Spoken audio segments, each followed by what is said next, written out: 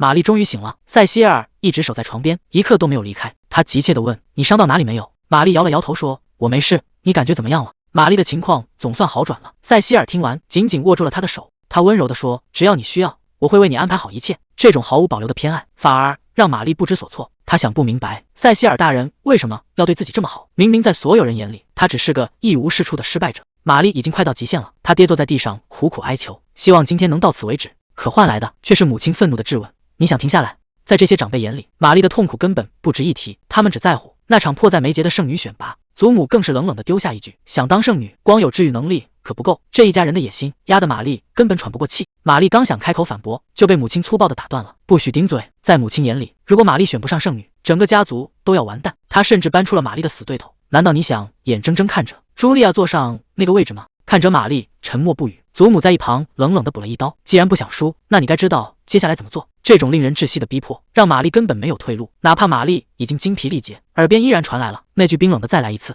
在这个莱茵瓦尔德王国，一直流传着一个传统，他们要选出一个救世主，一个拥有治愈魔法、能安抚所有人身心的圣女。这个制度诞生于战乱年代，本是为了拯救苍生，可现在却成了套在玛丽脖子上的枷锁。为了家族的荣耀，她必须成为那个神坛上的祭品。哪怕现在是和平年代，这个残酷的圣女制度依然在继续。玛丽一出生就背负着沉重的使命，她是弗拉贝尔家族唯一的女儿。听起来名头响亮，可实际上这个家族已经100年没出过圣女了。这100年来，所有的荣耀和权力全都被对手德雷克斯勒家族占尽了。弗拉贝尔家族被压得抬不起头，所以他们把所有的赌注全都压在了玛丽一个人身上。为了让玛丽成为合格的圣女，弗拉贝尔家族已经彻底疯了。这种所谓的训练对玛丽来说简直就是地狱。长辈们像恶魔一样围着她，没有鼓励，只有无休止的咆哮和教鞭划破空气的尖锐声。哪怕她已经摔倒在地，那些人也没有停手的意思，反而变本加厉地折磨她。直到深夜，玛丽才能独自躲在房间里。可这种日子什么时候才是个头？看着镜子里的自己，玛丽第一次产生了怀疑：这样下去，她真的能成为圣女吗？从记事起，她的世界里就只有严厉的母亲和永远不知满足的祖母。为了那个虚无缥缈的目标，她放弃了所有女孩子该有的快乐，连一次像样的聚会都没参加过。她把整个人生都赌在了上面，可换来的却是深夜里无尽的孤独和迷茫。玛丽心里很乱，她不知道家族逼她做的这些事到底是不是对的。她只能一遍又一遍地祈祷，希望那些地狱般的折磨最后真的能换来一点回报。就在前任圣女去世后的第3天，整个王国的气氛都变了。玛丽知道这一天终究还是来了，所有的牺牲和努力马上就要看到结果了。选拔下一任圣女的大日子终于到了，整个王宫的气氛都紧绷到了极点。就在这时，那个被称为世纪美女的女人茱莉亚闪亮登场了。她就像自带光环一样，走到哪里都是全场的焦点，在民众里的呼声更是高得吓人。看着如此完美的对手，玛丽心里很清楚，这场圣女之位的争夺战恐怕比她想象的还要艰难。看着茱莉亚被民众疯狂追捧，玛丽心里很清楚，如果这场选拔是靠人气投票，那她现在就可以回家了。就在她最忐忑的时候，一阵脚步声突然传来，全场的气氛瞬间变了。谁也没想到，大王子亚历山大竟然亲自到场。按照规矩，主持仪式的本该是国王才对，他的出现让整场选拔变得更加扑朔迷离。随着他的一声令下，全场瞬间安静，选拔圣女的圣物终于亮相了。真正的审判现在才正式开始。亚历山大王子亲手揭开了圣物，大声宣布圣女选拔仪式正式开始。这一刻，玛丽和茱莉亚终于迎来了最后的正面交锋。玛丽看起来压力很大，因为她知道自己已经没有任何退路了。而另一边的茱莉亚依然是一副胜券在握的样子，仿佛这个位置早就是她的囊中之物。玛丽现在压力山大，万一选不上，后果简直不敢想。但她很快反应过来，绝对不能露怯，因为眼前的圣物不仅看能力，更能直接看透人心，必须自信一点。玛丽不断提醒自己。亚历山大开口示意，轮到玛丽上前接受测试了。只要把手放在圣物上，如果他是对的人，这块宝石就会发出强光。成败就在这一瞬间。玛丽深吸一口气，缓缓伸出了手。这不可能！玛丽看着毫无反应的宝石，整个人都愣住了。茱莉亚冷冷地让他让开，随后缓缓伸出了手。就在指尖触碰的一瞬间，沉寂的圣物突然爆发出强光，照亮了整个大殿。亚历山大笑着走上前，这一刻，所有人的命运都彻底改变了。亚历山大伸出手，正式承认了他的身份。从这一刻起，茱莉亚就要履行圣女的职责了。圣物选择了茱莉亚，她就是帝国全新的希望。随着大门缓缓开启，外面的世界终于见证了这一幕，全场瞬间沸腾，无数人的欢呼声几乎要掀翻屋顶。茱莉亚站在高处，看着台下狂热的人群，她知道属于她的时代已经开始了。难道我真的不适合当圣女吗？玛丽看着自己的双手，陷入了深深的自我怀疑。其实她从没奢望过能被选中，但那些痛苦磨练的日子里，她的治愈能力确实在不断变强。她曾无数次用这双手救治伤员，看着光芒在指尖亮起，她真的以为自己是有机会的。可现实却给了她沉重的一击，所有的努力和期待在这一刻都显得那么苍白无力。这种落差感让他一时间根本无法接受。玛丽原本还抱有一丝幻想，可现在的局面让她彻底看清了现实。茱莉亚躲在暗处，发出一声冷笑，显然这一切都在她的掌控之中。就在全场欢呼的时候，亚历山大又抛出了一个重磅消息，他今天要当众宣布自己的未婚妻。这下台下的民众彻底炸锅了，双喜临门，简直是帝国最大的盛事。他缓缓牵起身边人的手，那个即将改变命运的名字就在他的嘴边。亚历山大当众官宣，茱莉亚不仅是新任圣女，更是他未来的王妃。台下的民众彻底沸腾了，大家都觉得这才是天作之合，甚至有人庆幸，幸好选中的不是另一个候选人。这些刺耳的议论一字不落地传到了玛丽耳中，曾经的努力和期待，现在看来就像个笑话。他独自站在阴影里，看着那对被光芒环绕的新人，终于认清了一个残酷的事实：他从来都不是被选中的那个人。这场华丽的盛宴从头到尾都与他无关。周围的冷嘲热讽让玛丽再也听不下去了，她只想立刻逃离这个地方。可还没走几步，就被家里的长辈当众拦住。对方那严厉的眼神让他根本无处躲藏。面对这种咄咄逼人的质问，他只能卑微的低下头，不停的道歉。他说自己辜负了多年的培养，没能成为圣女，简直丢尽了家族的脸面。曾经所有的骄傲，在这一刻被彻底踩在脚下。他甚至不敢抬头去看任何人的眼睛。清脆的巴掌声响彻走廊，长辈把所有的愤怒全都发泄在了玛丽身上。她被骂成是一个没用的废物，说对她的期待简直是这辈子犯过最大的错误。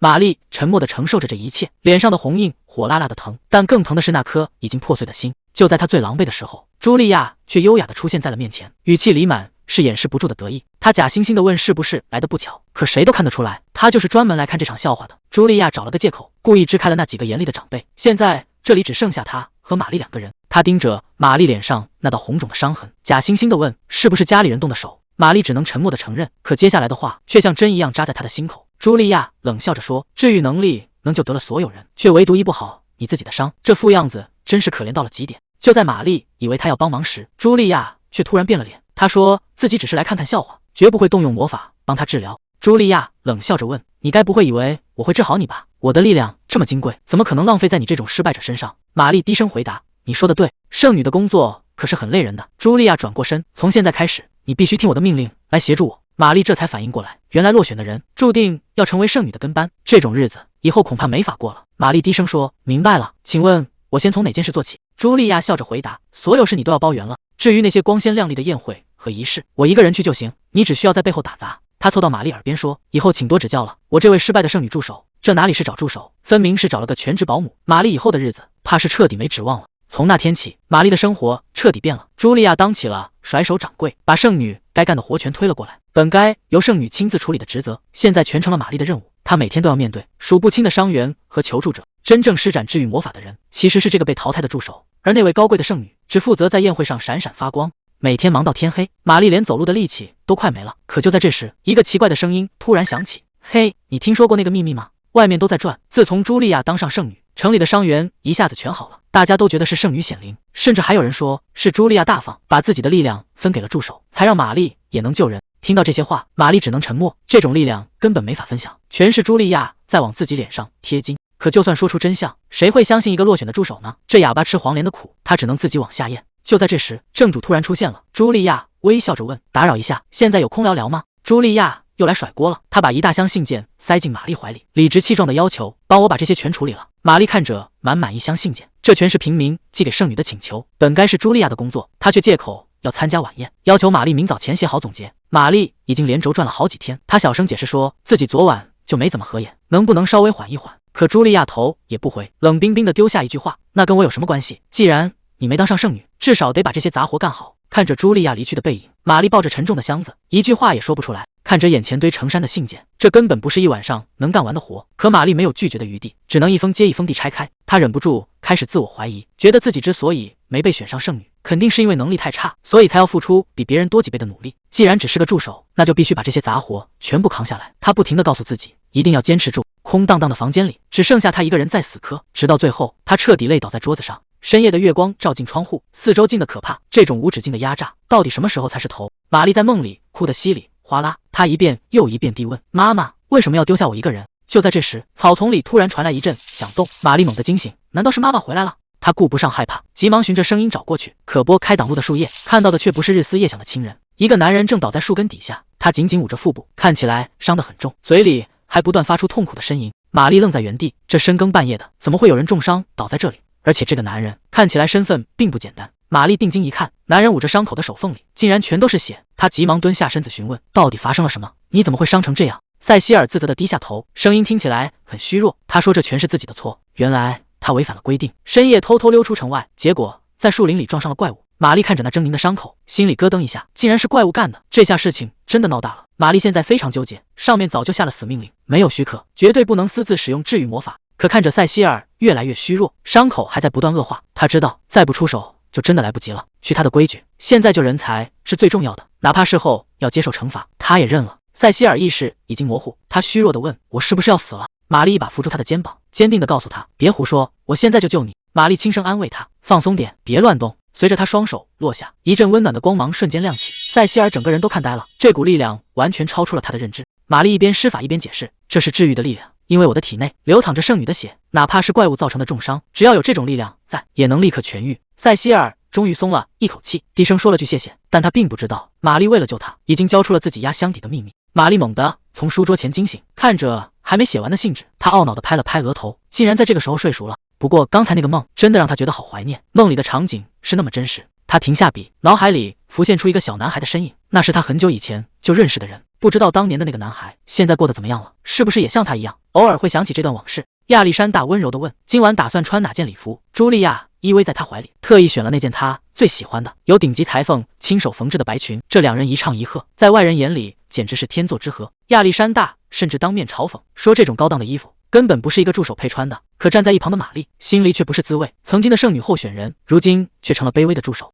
茱莉亚虽然在打圆场，可那掩饰不住的笑声听起来却格外刺耳。玛丽手里拎着沉重的行李，心里满是不平，明明干着圣女的活，现在却沦落到像个打杂的。看着前面那对远去的背影，她实在搞不懂茱莉亚到底在盘算什么。就在这时，杰克急匆匆地赶了过来，总算在走廊截住了亚历山大。原来是有重要的公务要汇报，可这位王子殿下显然还没玩够，甚至觉得这些正事非常无聊。直到听说国王也要参加，亚历山大才勉强收起性子。看来这趟差事他是躲不掉了。亚历山大还在和茱莉亚你侬我侬，嘴上说着晚宴有多重要，其实根本没把心思放在正事上。可这一幕落在侍女们眼里，只剩下嫌弃，大家私下都在嚼舌根，觉得这位大王子越来越没长进，整天无所事事。这些话一字不落，全被身后的亚历山大听到了。他最听不得的就是别人拿他跟弟弟比较，甚至有人开始怀念那位远在国外留学的二王子塞西尔。毕竟在所有人看来，塞西尔才是个各方面都优秀的继承人。刚才还一脸温柔的王子，瞬间变了脸，阴冷地质问侍女们是不是太闲了。这下可把几个人吓坏了，赶紧低头认错，连滚带爬的逃离了现场。看来亚历山大的这股无名火，短时间内是消不下去了。亚历山大拦住那几个侍女，语气阴森的让人发毛。他根本没打算放过这几个人，谁也没想到他竟然直接对杰克下令，要以大不敬的罪名处死他们。仅仅是因为他们说了几句实话，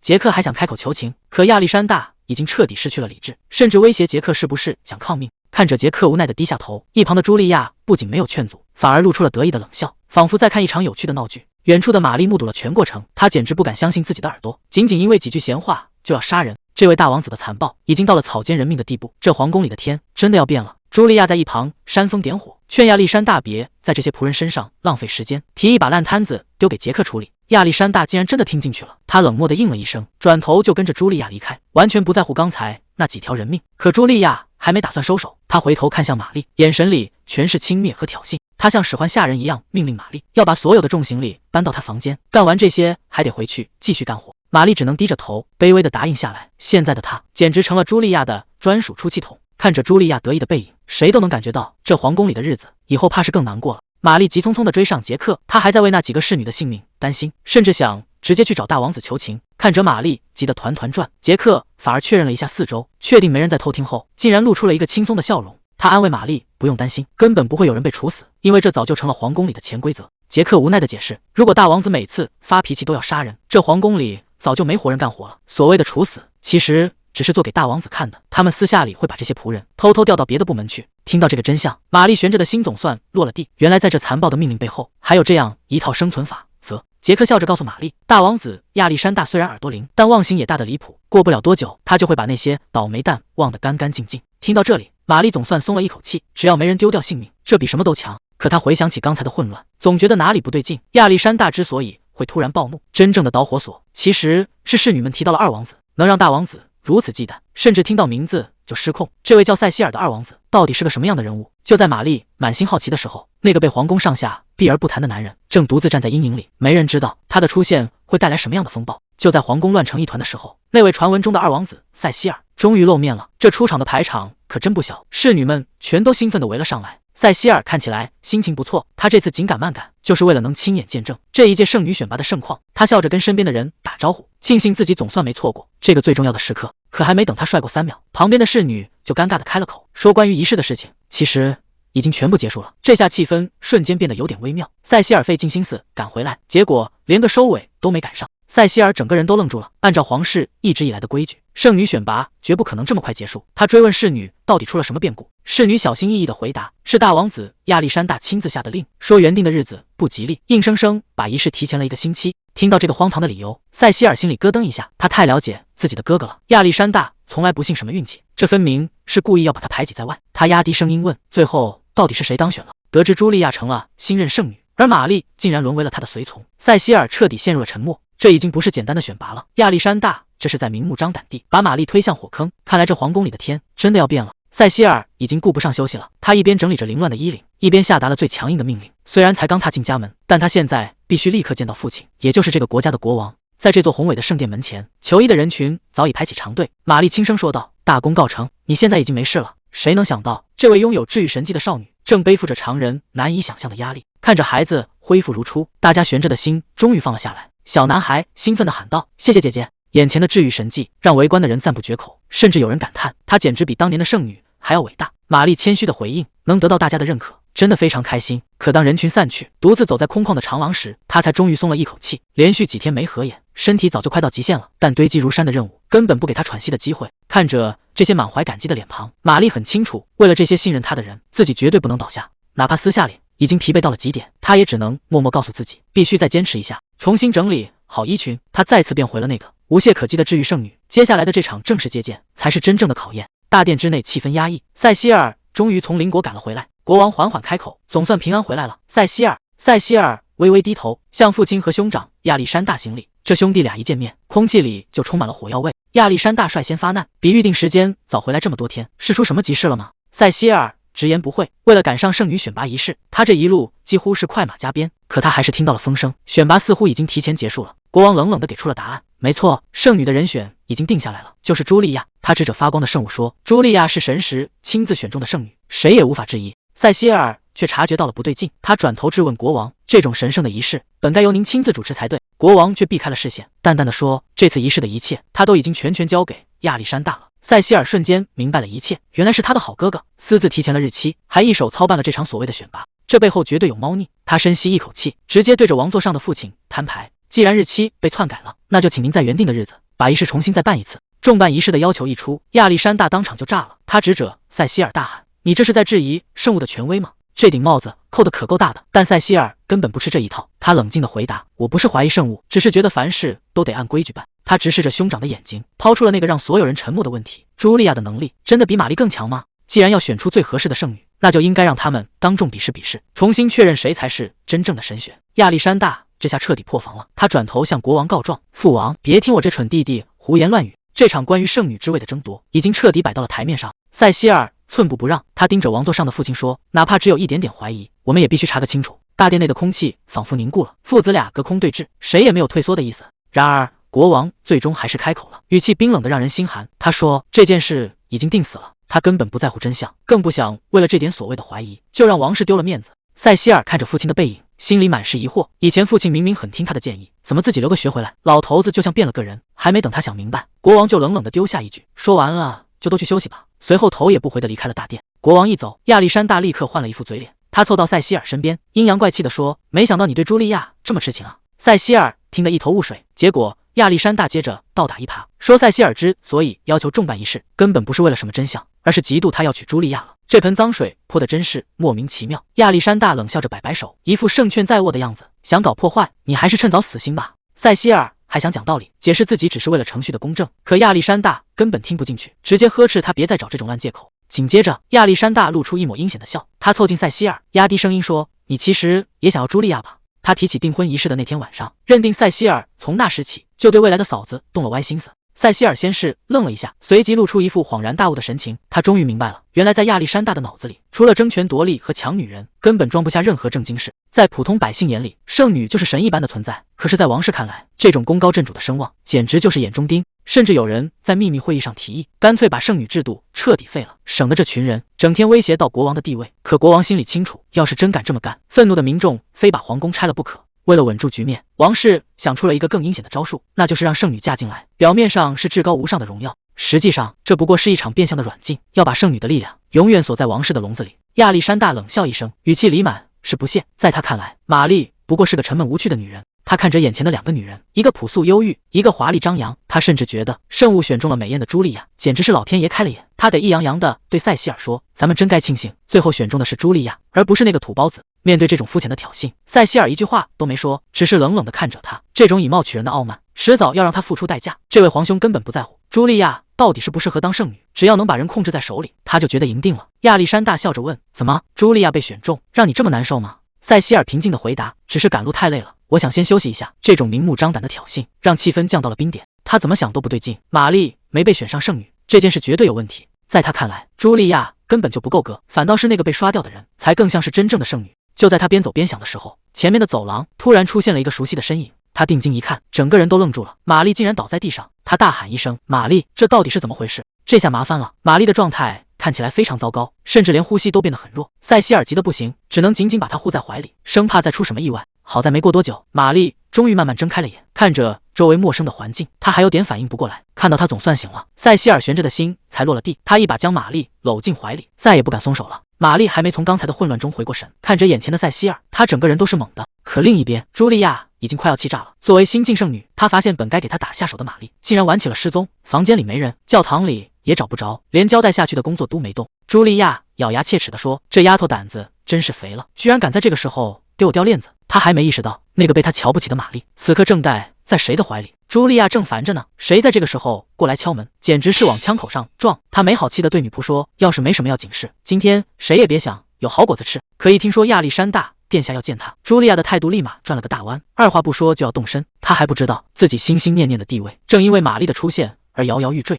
而此时的塞西尔正紧紧抱着怀里的玛丽，只要她没事，对他来说就是最好的结果。刚才还抱得那么紧，这会儿两人一分开，气氛瞬间变得有点尴尬。塞西尔赶紧开口道歉，说自己刚才实在是太激动了。看他醒过来，脑子一热就没顾上礼节。玛丽倒是没怎么介意，只是盯着眼前的男人看个不停。她总觉得这张脸在哪见过，可就是想不起来。看这身华丽的打扮，对方肯定是个了不起的大人物，可他为什么要对自己这么上心呢？玛丽怎么也想不到，眼前的这位就是那个一直在暗中守护她的人。盯着眼前这张脸看了半天，玛丽终于忍不住喊出了那个名字：“塞西尔大人。”塞西尔笑着点了点头，承认了自己的身份，还打趣问他是不是把自己当成了鬼。可玛丽一点也笑不出来，她整个人都僵在了原地，嘴里不停地念叨着不敢相信，因为在她的记忆里，塞西尔大人明明已经……这到底是怎么回事？眼前的这个男人究竟是真是假？谁能想到，这个一直守在玛丽身边的男人，竟然是莱茵瓦尔德王国的二王子塞西尔。在大家眼里，他可比那位大王子亚历山大更有本事，甚至不少人都觉得他才是最适合继承王位的人。虽然前几年他突然决定出国留学，让所有人都大吃一惊，但即便离开了这么久，他在国内的人气依然高得离谱。玛丽听着这些传闻，心里翻起了惊涛骇浪，她怎么也没法把眼前的男人和那个传说中的顶级权贵联系在一起。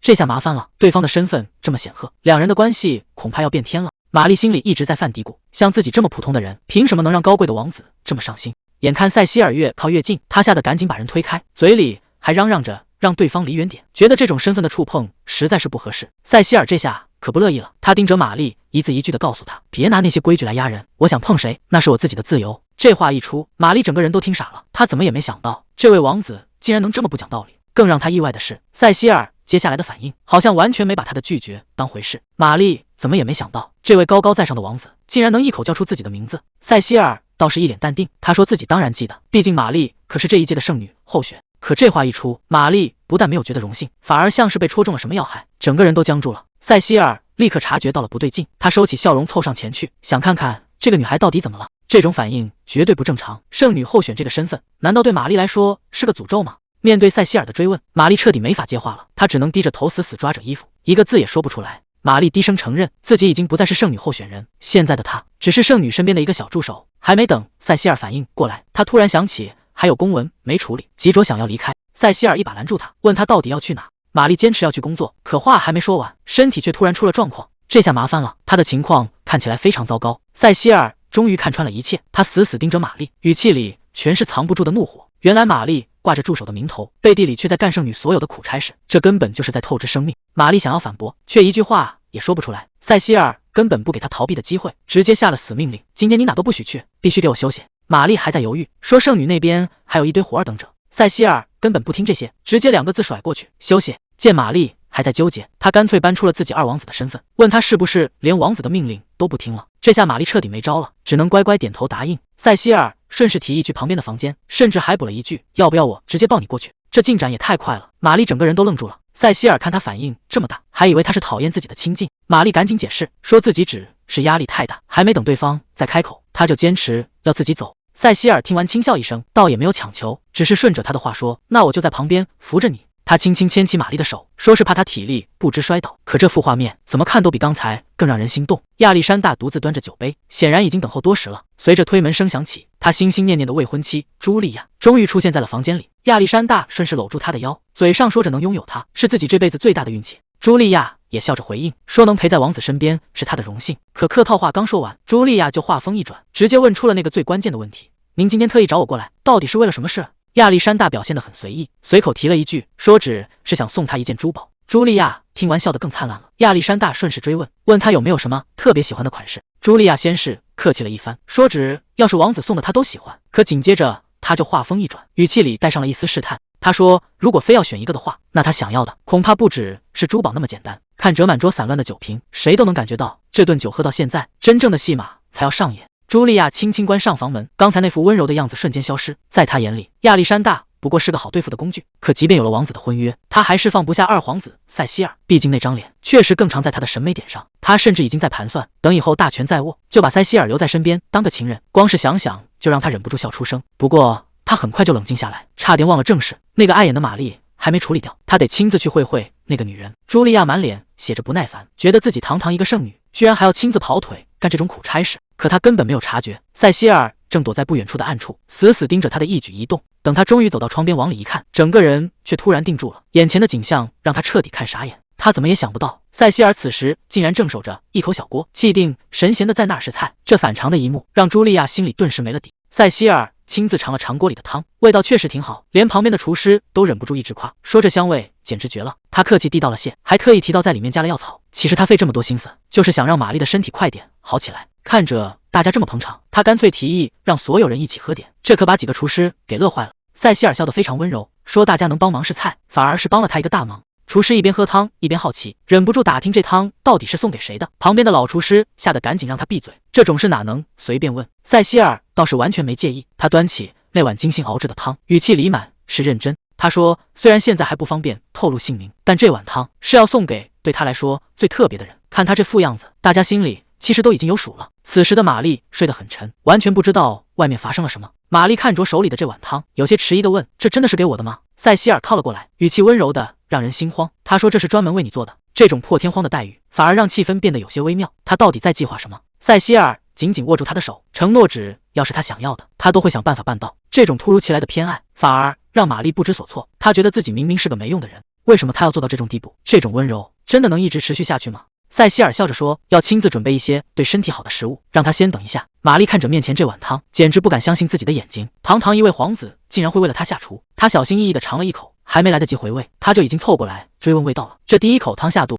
味道好的让他有些失神，这是第一次有人对他这么温柔。但他很快强迫自己清醒过来，觉得塞西尔肯定对谁都这么好，自己千万不能自作多情。为了不让他看出破绽，他只能拼命掩饰，假装只是因为汤太好喝才失态。塞西尔并没有起疑，只是叮嘱他汤里加了药材，要全部喝掉才行。药材？玛丽愣了一下，这碗汤里到底放了什么？塞西尔解释说，他专门跑去邻国留学，就是为了钻研那边的草药学，甚至还带回了相关的书籍。玛丽听得一愣一愣的，因为在这个国家，治病救人一向是剩女的工作，根本没人会去碰这些草药。他一边喝汤一边琢磨，既然有剩女在，他为什么还要费这么大劲去学这个？以他的性格，绝对不会做没有意义的事，这背后肯定藏着什么不可告人的目的。他到底在筹划什么？难道连剩女都信不过了吗？玛丽把汤喝得干干净净，塞西尔看着空碗，显得非常欣慰。他突然伸手轻轻托住了他的脸颊，这个动作让空气瞬间安静了。他笑着说，他的气色总算恢复了一些，看来这汤确实没白喝。玛丽一时间不知道该说什么，只能轻声向他道谢，感谢他为自己做的一切。这种突如其来的亲密，让两人的关系彻底跨过了那条界限。塞西尔语气温柔，叮嘱他该好好睡一觉了。他转过头，语气变得异常严肃，说想再确认最后一件事。玛丽还没反应过来，他接下来的这句话简直像是个重磅炸弹。他问玛丽要不要考虑重新选拔圣女。这句话一出，空气都像凝固了一样，玛丽彻底愣在原地，完全不敢相信自己的耳朵。塞西尔越说越严肃，他觉得之前的选拔仪式必须推倒重来，如果换成父王来主持，结果绝对不是现在这样。在他眼里，玛丽没能当上圣女，这事儿肯定搞错了，一定是哪个环节出了问题。玛丽听得心乱如麻，她完全想不通，为什么这位高高在上的皇子会对自己有这么高的评价。她刚想开口婉拒，说自己心领了这份好意，可话还没说完，就被塞西尔直接打断。他死死盯着玛丽，语气里带着一丝质问：难道你就这么认命了，打算彻底放弃了吗？这一句反问让玛丽根本无从逃避。玛丽无奈地摇了摇头，她说塞西尔大人之所以会怀疑，是因为选拔那天他根本就不在现场。可他不一样，他是整场仪式的见证者，那一幕他这辈子都忘不掉。他亲眼看着圣石亮起，看着茱莉亚在众目睽睽之下被神灵选中成为了圣女，那是谁也无法作假的时刻。所以他告诉塞西尔，别再白费力气了，就算这一世重来100次，结果也绝对不会改变。在玛丽看来，有些事情从一开始就已经注定了，这简直不敢相信。茱莉亚躲在窗外的树丛里，死死盯着屋里的一切，虽然听不清他们在说什么，但那两个人的样子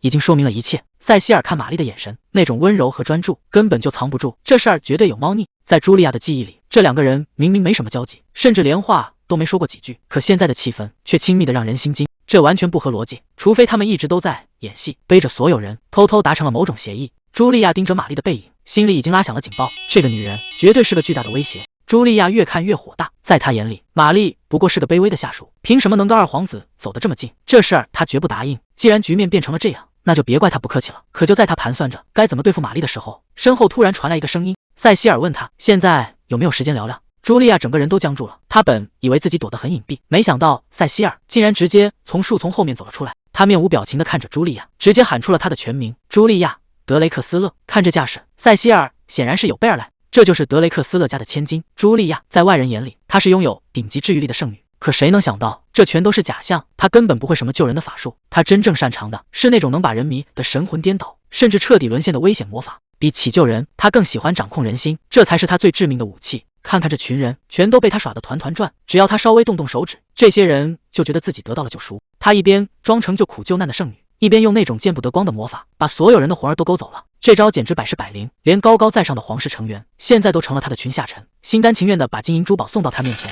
看着这些堆成山的财富，他终于露出了真面目。什么拯救世人，全都是他上位的垫脚石。圣女的位置，最后还是落到了茱莉亚手里，一切都在按他的计划进行。就在这时，塞西尔大人竟然主动找上了门，他冷冷地叫住他：茱莉亚，我有话要跟你说。这倒是让他有点意外，像塞西尔这样的大人物，平时可不会正眼看他。他表面上客客气气，心里却在不停盘算，这位大人突然找过来，到底是为了什么事？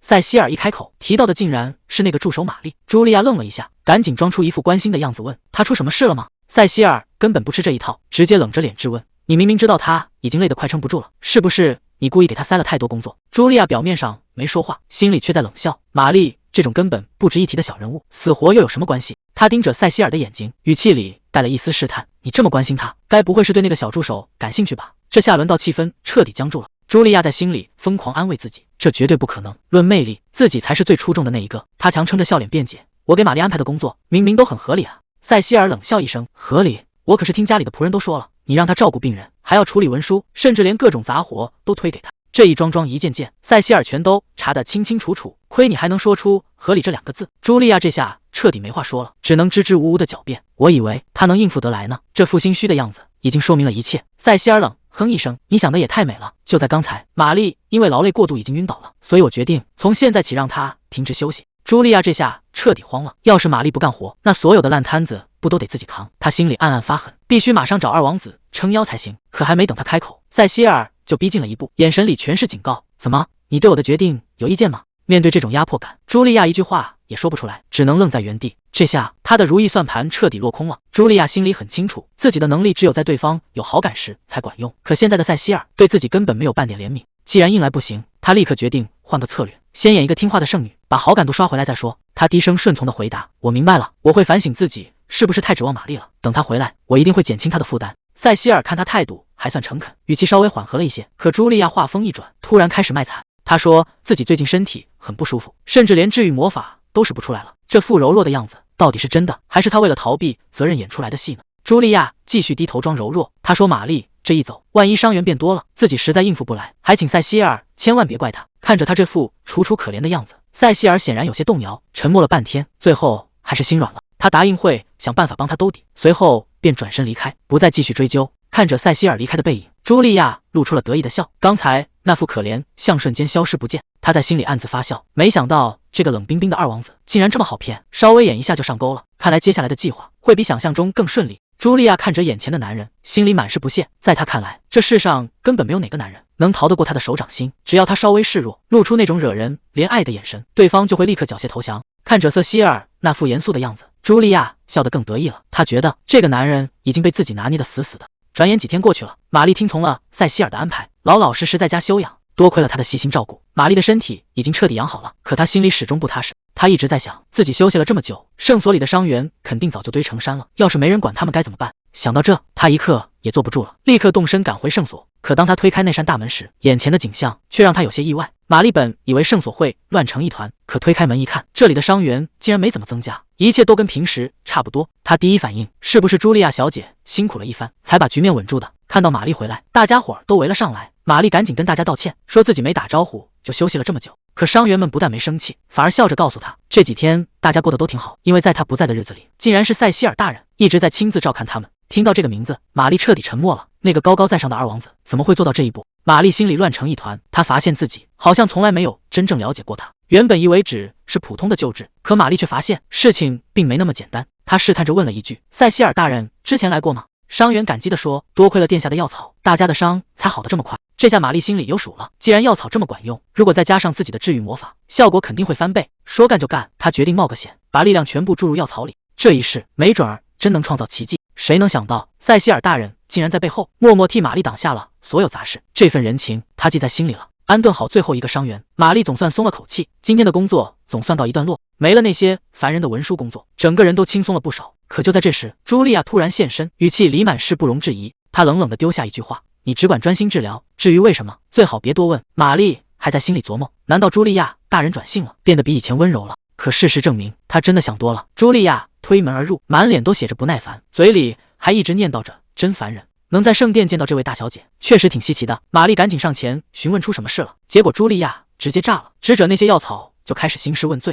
在她看来，堂堂圣女去研究这些偏方，简直是自降身价。这下麻烦了，好不容易开始的救治，难道又要被叫停吗？茱莉亚还是那副高高在上的样子，她要求玛丽立刻停手，还口口声声提到了圣女的价值。可玛丽压根没想过这些虚名，她只是想救人而已。为了缓解尴尬，玛丽好心提醒了一句：“圣女除了治病救人，其实还有更重要的差事要办。”谁知道茱莉亚听完，竟然一脸不可思议的反问：“真的吗？”这下轮到玛丽纳闷了，净化瘴气明明是圣女培训的第一课，难道这位大小姐压根没学过？眼看森林里的瘴气越来越重，玛丽试探着问：“这么重要的事情，您打算亲自去处理吗？”结果茱莉亚彻底露馅了，她愣在原地，像是头一回听说瘴气这个词。这圣女的身份怕是越来越可疑了。茱莉亚这一开口，简直让在场所有人都傻眼了。她竟然反问：“那是什么？”玛丽简直不敢相信自己的耳朵，堂堂圣女居然连瘴气都没听说过。旁边的随从赶紧出来打圆场，说这种问题太失礼了，圣女大人怎么可能不知道？茱莉亚为了面子强行挽尊，大声嚷嚷着自己当然知道，不就是森林里的一种植物吗？这话一出，空气瞬间凝固了，玛丽更是听得目瞪口呆。周围的随从终于憋不住了，一个个躲在后头偷笑，这常识偏差得也太离谱了。茱莉亚看着大家的反应，心里又羞又恼，这下真的是闹了大笑话。她开始怀疑这些人是不是都在故意看她出丑。玛丽还在耐心的解释，说瘴气是会招来怪物的毒物，只有圣女的力量才能将其驱散。可茱莉亚根本听不进去，她硬着头皮大喊大叫，嫌弃这些解释太基础，简直是在侮辱她的智商。为了赶紧结束这个尴尬的话题，茱莉亚直接使出了甩锅大法，她指着玛丽下达命令：“既然你这么懂，那就由你去森林里处理瘴气。”玛丽整个人都听傻了，这不明摆着是让她去送死吗？而茱莉亚的眼神里却透着一股说不清的狠劲。茱莉亚这下彻底恼羞成怒了，她指着刚才偷笑的守卫大喊：“你被开除了！”这种公报私仇的行为，让在场的所有人都心凉了大半截。玛丽看着她远去的背影，心里满是对这个国家的担忧。一个连瘴气都分不清的圣女，真的能担起重任吗？不过眼下，玛丽还有更头疼的事情要处理。去森林净化瘴气可不是闹着玩的，那里怪物横行，光靠她一个人根本应付不来。按照规矩，她至少需要2名守卫随行保护。可现在这种局面，谁还敢站出来帮她？她又该去哪里找愿意同行的帮手呢？玛丽在宫殿里转了一圈，结果碰了一鼻子灰。那些皇家守卫一听要去森林，个个都找借口躲着走，没人愿意陪她去冒险，这让玛丽非常犯难。虽然她早就习惯了独来独往，但宫里的规矩摆在那，没有守卫随行，她今晚根本出不了门。就在她垂头丧气，打算放弃任务的时候，身后突然传来一个低沉的声音。塞西尔不知道什么时候已经走到了他身后，他眉头微皱，问玛丽是不是又被谁欺负了。这突如其来的关心让玛丽愣了一下，她赶紧摆手解释，说事情不是她想的那样。可面对这个男人，她一时间竟不知道该从何说起。塞西尔显然打算打破砂锅问到底，在他的追问下，玛丽只好把守卫们集体拒绝的事一五一十的说了出来。听完这些，塞西尔并没有露出轻视的神色，反而顺着他的话给了一个台阶，说最近卫队确实调不出人手。可还没等玛丽反应过来，塞西尔突然提议，只要他亲自担任护卫，所有问题就都解决了。玛丽整个人都愣住了，这简直是闻所未闻。塞西尔反问道，难道你对我还不满意吗？玛丽赶紧解释，哪有皇室成员跑来当护卫的，更何况自己只是个普通的圣女。塞西尔却根本不在乎，让他完全不用担心身份的问题。面对塞西尔的提议，玛丽还是有些犹豫不决。她轻笑了一声，调侃他在这个时候居然还这么固执。接着他话锋一转，说自己这么做全是为了王国的子民。他慢慢靠近玛丽，语气里带着让人无法拒绝的压力。既然大家的目标一致，你应该也不会拒绝吧？玛丽怎么也没想到，塞西尔居然愿意放下身份，为了子民亲自去当护卫。他表现得非常果断，既然决定要驱散瘴气，那这件事情就是越快越好。他吩咐下去，只要准备工作一做完，今晚就立刻动身。夜幕降临，真正的行动现在就要开始了。塞西尔对照着手里的地图，判断瘴气应该就在北边，可玛丽却给出了完全不同的答案。他察觉到瘴气正在移动，提议大家改往东边走。塞西尔这下彻底惊到了，隔着这么远的距离，他居然能精准感知到目标地位置。要知道，即便是经验丰富的前任圣女，恐怕也做不到这种程度。看来玛丽身上的力量远比他想象的还要强大。塞西尔还是觉得奇怪，问他到底是什么时候积累了这么多实战经验。玛丽下意识回答说，从他懂事起，就经常一个人在森林里穿梭。这话一出口，塞西尔的表情立刻就不对了，毕竟一个养尊处优的圣女，怎么可能独自在荒郊野外生活？玛丽这才反应过来自己说漏了嘴，赶紧摆着手打哈哈，说刚才那些话全是开玩笑的。可这种拙劣的掩饰真的能瞒过塞西尔吗？塞西尔终于察觉到了真相，虽然圣女的训练一直很神秘，但把一个小孩子扔进森林，这做法简直太离谱了。他越想越觉得愤怒，难道为了让他学会感知瘴气，家里人就一直这样虐待他吗？看着沉默不语的玛丽，塞西尔当场做了一个决定，必须彻底调查他的家族。他告诉玛丽，等时机成熟的时候，需要他站出来配合行动。看来这背后的水远比大家看到的还要深。面对塞西尔提出的调查请求，玛丽点头答应了。直到这一刻，他才意识到，那些被蒙住双眼、独自面对恐惧的童年，根本不是什么训练，而是实打实的虐待。不过他很快就调整好了情绪，指着前方提醒塞西尔，已经发现瘴气的踪迹了。反倒是塞西尔还没缓过劲来，他满脑子都是玛丽刚才说的那些话，甚至差点忘了他们今天出来到底是干什么的。看来玛丽表现得越冷静，塞西尔心里就越不是滋味。看着眼前这片规模巨大的瘴气，塞西尔心里也没底，问玛丽全部净化掉需要多久。玛丽只是淡淡的回了一句，很快就好。紧接着他双手合十，周身瞬间爆发出一股强大的力量，原本浓重的黑雾在光芒下迅速消散。塞西尔在一旁看的整个人都愣住了，他显然没料到玛丽体内的魔力竟然强到了这种地步，这哪里是简单的净化，简直就是降维打击。塞西尔看着眼前的女孩，由衷的感叹了一句，玛丽，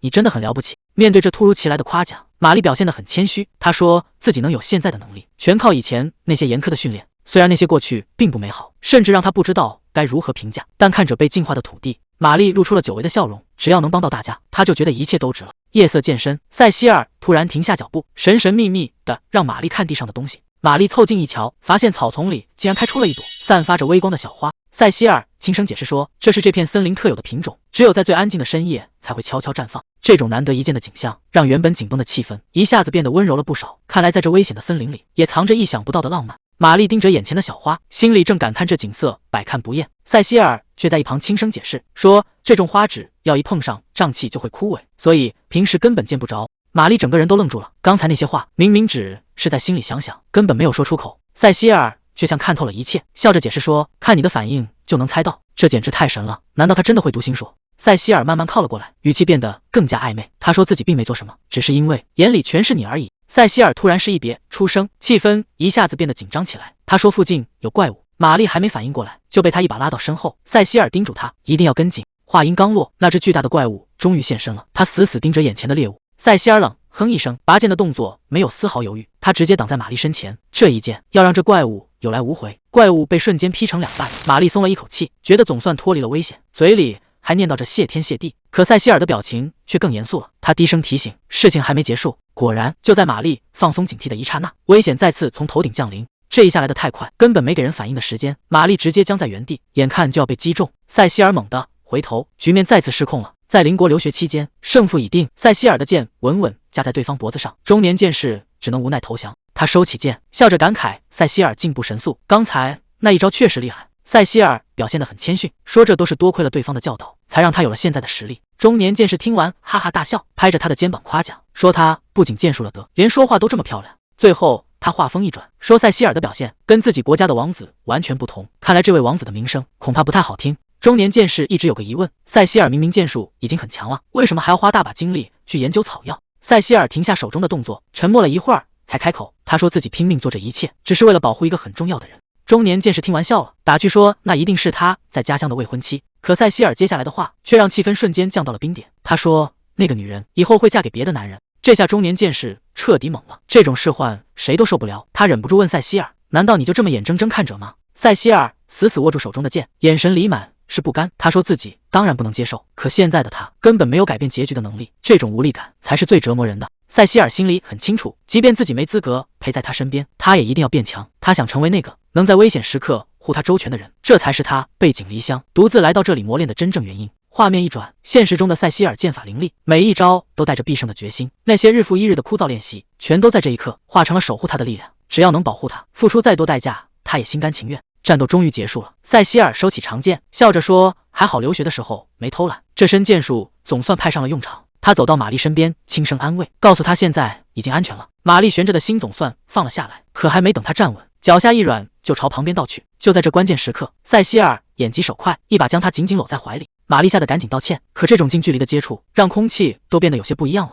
塞西尔温柔地笑了笑，让玛丽别总说对不起，说他就是心思太重了。他轻轻托起玛丽的脸，眼神里全是宠溺。他说你可以试着依靠我。接着塞西尔一把将她搂进怀里，贴在她耳边给出了承诺，从今往后这辈子都由他来护着她。玛丽整个人都愣住了，她想不明白，像塞西尔这样的人凭什么对自己这么好？这突如其来的深情让她根本不敢相信是真的。难道这一切真的只是她的幻觉吗？玛丽心里乱糟糟的，虽然理智告诉她这不可能，可塞西尔的怀抱实在太温暖了，让她忍不住开始幻想，也许这一切都是真的。她靠在塞西尔肩头，贪恋着这一刻的安稳，仿佛只要不睁眼，这场美梦就不会醒。到了第二天，圣女朱莉亚气冲冲地出现了，她一边走一边抱怨，显然是气不打一处来。她觉得那个男人简直不可理喻，总因为一些鸡毛蒜皮的小事就大张旗鼓地把他叫过来。朱莉亚越想越火大，这种烂摊子凭什么让他来收？她倒要看看这次对方又要耍什么花招。朱莉亚盯着眼前的塞西尔，不得不承认，这张脸确实帅得没法挑剔。看着看着，她嘴角露出一丝坏笑，心里已经有了主意，既然要报复，那不如玩个大的。她眼神里全是势在必得，这位高高在上的二王子，她要亲手把他弄到手，让他彻底沦为自己的猎物。朱莉亚主动找上门，大声喊住了塞西尔。塞西尔停下脚步，认出这位就是传闻中的圣女。还没等对方开口，朱莉亚已经在心里乐开了花，觉得这位二王子肯定被自己迷住了。她一脸自信的自我介绍，还不忘提起之前的救命之恩，这副势在必得的样子，看来他是真的想太多了。塞西尔根本不吃这一套，直接表示自己压根不记得跟他有过什么合作。朱莉亚一看软的不行，就开始自顾自的演戏，非说塞西尔是为了他才去救人。紧接着他话锋一转，开始给玛丽泼脏水，说玛丽不仅嫉妒他的地位，还私下里说了不少坏话。塞西尔虽然嘴上没信，但朱莉亚越说越离谱，甚至诬陷玛丽想要他的命，这倒打一耙的本事真是让人开了眼界。朱莉亚越演越起劲，甚至主动贴了上去，求塞西尔保护她免受玛丽的伤害。她心里得意极了，觉得没有男人能逃过她的魅力，塞西尔肯定也已经沦陷了。可还没等她高兴太久，塞西尔就冷冷地丢出2个字，让她放手。朱莉亚整个人都愣住了，还没反应过来是怎么回事，塞西尔的耐心已经到了极限，语气里全是恶恶，让她立刻把手拿开。被塞西尔当众呵斥后，朱莉亚只能尴尬的道歉，心里却开始怀疑人生。她怎么也想不通，自己无往不利的魅力在这个男人面前竟然彻底失效了。明明上次见面还挺顺利，怎么这次他就像变了个人，完全不吃这一套。塞西尔根本不想听他废话，直接叫出了他的全名，语气冷得像结了冰。他最后丢下一句狠话，警告朱莉亚别再碰他。这下是彻底翻脸了，朱莉亚这下是彻底气炸了。他觉得我都已经主动示好了，塞西尔竟然还敢这么不给面子。他在心里暗暗发狠，绝不会原谅这种羞辱，一定要让塞西尔付出代价。就在朱莉亚还在记恨的时候，另一边的远征简报已经结束了，侍卫公事公办的收起文件，询问还有没有其他问题。玛丽微笑着摇了摇头，表示一切都准备就绪。可谁能想到，朱莉亚那边的报复计划已经在暗中盯上了这次远征。玛丽怎么也没想到，这次远征的任务竟然落到了自己头上。原来那天正好赶上公爵办舞会，茱莉亚一心只想去玩，顺手就把这差事甩给了玛丽。玛丽倒也没多想，觉得反正也就一天的车程，全当是出门散散心了。侍卫正在交代护卫骑士的人选，话还没说完，一个熟悉的声音突然插了进来。塞西尔竟然主动提出要亲自陪玛丽一起去。塞西尔这尊大佛突然要亲自带队，把玛丽和侍卫都给整懵了。玛丽赶紧解释说，这只是去镇上调查个疫情，实在没必要劳烦他大驾光临。可塞西尔早就想好了理由，说自己一直很挂念那个小镇，顺路过去看看情况。他甚至还笑着反问玛丽，出门在外护卫当然是越多越好，难道你觉得不对吗？这理由找得简直无懈可击。玛丽张了张嘴，硬是一句话也反驳不出来。看着塞西尔那副理所当然的样子，玛丽现在整个人都处于宕机状态。她本以为能一起远征就已经是这辈子最离谱的事了，可谁能想到更刺激的还在后面。看着塞西尔已经在旁边开始铺床，玛丽这才意识到一个严重的问题，这房间里竟然只有一张床，孤男寡女共处一室，还要同床共枕，这进度是不是快得有点过头了？这一晚玛丽注定是别想睡熟了。时间回到几个小时前，马车里的气氛简直尴尬到了极点。玛丽怎么也想不通，事情最后竟然真的变成了这样，几个人就这么挤在狭小的车厢里。最离谱的是，塞西尔为了能名正言顺地跟过来，竟然自降身段，非要充当这次任务的护卫骑士。堂堂皇子殿下亲自当保镖，这排场恐怕连玛丽自己都觉得受不起。玛丽心里一直打鼓，毕竟二皇子的身份要是穿帮了，整个小镇非要乱成一锅粥不可。虽然塞西尔坚持要假扮护卫，可玛丽最担心的是自己哪有胆量把皇子当随从使唤。就在她纠结要不要连夜赶路时，塞西尔却突然打断她，开始打听附近有没有旅馆。玛丽本想说再走几步就到镇上了，没必要在荒郊野外过夜，可塞西尔却抬头看了看天，他说自己闻到了雨的味道，这天马上就要变了，看样子今晚注定是个多事之夜。塞西尔这个响指直接把这件事给定死了，根本没打算跟任何人商量。他微笑着吩咐侍卫，让司机直接把车开往旅馆，语气虽然轻飘飘的，但那股压迫感简直让人喘不过气。侍卫哪敢说个不字，当场就被吓得语无伦次，只能乖乖点头答应。随着马车调转方向，玛丽心里那块石头反而提得更高了。这雨说下就下，还好赶在临透之前，大家总算进了旅馆。玛丽松了一口气说，殿下多亏了你，不然我们真要倒霉了。但她怎么也想不通，这天说变就变，她到底是怎么提前预判的。塞西尔笑了笑，一脸神秘地说，是风的味道。这话一出，玛丽直接听懵了，这算哪门子理由？塞西尔解释说，这纯粹是经验之谈，以前在外面吃过不少苦，自然就学会看天色了。就在这时，侍卫拿着钥匙跑了回来，但他带来的消息却让气氛变得有点微妙。他说找老板问过了，今晚不凑巧，旅馆只剩下最后一间房。还没等玛丽反应过来，两个随从就开始疯狂助攻，一个说要去马厩陪马，另一个说要在门外守夜。这下好了，唯一的房间只能留给塞西尔和玛丽了。玛丽心里直打鼓，她想在大厅凑合一晚，借口说为了明天的治疗得赶紧攒点力气。侍卫这个实心眼还觉得这是个好主意，转身就要去找老板安排。结果塞西尔冷冷地丢出两个字，不行。还没等大家反应过来，他直接盯着玛丽说，跟我回房间。这下玛丽彻底乱了阵脚，虽然回房间确实能休息好，但孤男寡女共处一室，玛丽还在犹豫。她说自己还没订婚，跟男人共处一室名声实在不好听。塞西尔却根本不吃这一套，他直截了当地说，睡大厅一点都不安全。难道说你其实是害怕跟我单独相处？这一招机将法果然管用，玛丽立马急了，连声否认自己根本不怕。塞西尔笑了笑，顺势给了个台阶，他说自己什么都不会做，让他尽管放心。话都说到这份上了，玛丽也没法再推脱，只能低着头乖乖跟着他走了。玛丽这才反应过来，塞西尔刚才那么强势，其实是怕他累坏了，才故意找借口让他休息。像他身份这么尊贵的人，竟然会主动考虑这些，玛丽心里全是感激。塞西尔没再多废话，直接找侍卫拿了钥匙，带着玛丽就往楼上走。看着两人上楼的背影，底下的随从开始瞎操心了，小声嘀咕着，咱们主子真的会什么都不干吗？侍卫无奈地叹了口气，这种事谁又能说得准呢？侍卫还在外面打包票，觉得自家主子是个正人君子，绝对不会撒谎骗人。可玛丽推开门一看，整个人都僵住了，房间里竟然只有一张床，这要是睡在一起那还得了。他疯狂摇头，心里10000个不答应。玛丽一咬牙，小声对塞西尔说，今晚我还是睡地板吧。塞西尔听完直接愣住了，放着好好的床不睡，竟然要去睡地板。他看着玛丽那副坚决的样子，一时间竟然不知道该说什么好。塞西尔看出了他的抗拒，他没有继续坚持，而是轻声说，既然你不愿意，那这件事以后再说。他叮嘱玛丽，现在最要紧的是赶紧把身体弄暖和。为了让玛丽放松，塞西尔主动提出去楼下把房间留给他洗澡。看着塞西尔离开的背影，玛丽心里百感交集，只能小声说了句谢谢。过了一会儿，塞西尔正靠在走廊看书，身后传来了玛丽的声音，让他久等了。这一晚似乎并没有想象中那么难熬。玛丽洗完澡出来，笑着对塞西尔说，轮到你去了。他原本打算去走廊等，把房间腾出来给塞西尔，可话还没说完，就被塞西尔一口回绝。塞西尔语气非常坚定，说他绝对不能出去。玛丽还没反应过来，塞西尔就盯着他说：“你穿成这样去走廊，实在是太不安全了。”还没等玛丽反驳，塞西尔直接把他推回了屋里。这下好了，两个人共处一室，气氛瞬间变得不一样了。塞西尔语气强硬，命令他老实待在屋里，绝对不能让别人看到他现在的样子。